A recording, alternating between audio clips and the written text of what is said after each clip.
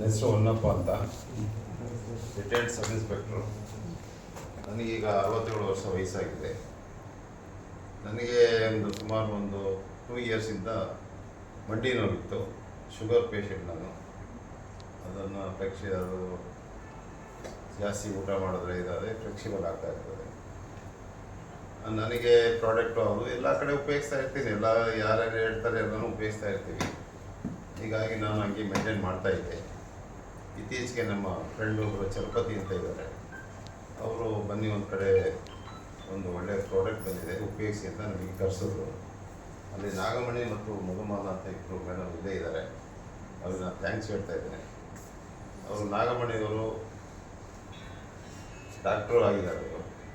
ಅವ್ರನ್ನ ಕುಲಂಕುಷವಾಗಿ ಕೇಳಿದಾಗ ಹೇಳಿದ್ರು, ನೋಡಿ ಸೈಸ್ಟು 3 ಪ್ರಾಡಕ್ಟ್ ಇದು ಉಪಯೋಗಿಸಿ, ಆಮೇಲೆ ನೀವು ಅದ್ರ ಬಗ್ಗೆ ನೋಡಿ ಅಂತ ಹೇಳ್ತೀನಿ. ಸರಿ ಆಯಿತು ಅಂತ ನಾನು 3 ಪ್ರಾಡಕ್ಟು ಯೂಸ್ ಮಾಡ್ತಾ ಇದ್ದೇನೆ. VR4 ಅವರು 10 ವರ್ಷಕ್ಕೆ ಒಂದರಂತೆ ನಿಮ್ಗೆ ಏಜ್ ಇದ್ದಾಗ ಸರಿಯಾಗಿ ತೊಗೊಳ್ಳಿ ಅಂತ ಹೇಳಿದ್ರು. ನಾನೀಗ 7 ಕ್ಯಾಪ್ಸಲ್ಸ್ನ ಮಾರ್ನಿಂಗು 4 ಮತ್ತು ಈವ್ನಿಂಗು 4 ತೊಗೊಳ್ತಾ ಇದ್ದೀನಿ. ಮತ್ತು ಅದೊಂದು ಟೀ ಇದೆ, ಆ ಟೀ ಅಂತೂ ಭಾಳ ಬೆಸ್ಟ್ ಇದೆ. ಅದು ಟೀ ಕುಡಿದು ಬಿಟ್ಟರೆ ಬೆಳಗ್ಗೆ ಹೊತ್ತು ಮೋಷನ್ ಎಲ್ಲಿ ಹೋಗುತ್ತೆ ಅಂತ ಗೊತ್ತೆ, ಅಷ್ಟು ಫ್ರೀಯಾಗಿ ಮೋಷನ್ ಹೋಗುತ್ತೆ. ಮಂಡಿನೂ ಹೋಗಿದೆ, ಬಾಡಿ ಫ್ರೀ ಆಗಿದೆ. ಮತ್ತು ಪ್ರೋಟೀನ್ ಪೌಡ್ರ್ ಕೂಡ ನಾನು ಉಪಯೋಗಿಸಿದ್ದೀನಿ. ಅದು ಒಂದು ದಿನದಲ್ಲಿ ನಮಗೆ ಊಟ ಮಾಡೋಕ್ಕೆ ಬೆಳಗ್ಗೆ ಹೊತ್ತು ಆಗದೇ ಇದ್ದರೆ ಟಿಫನ್ ಲೇಟ್ ಆದರೆ ಅದನ್ನು ಉಪಯೋಗಿಸ್ಬೋದು.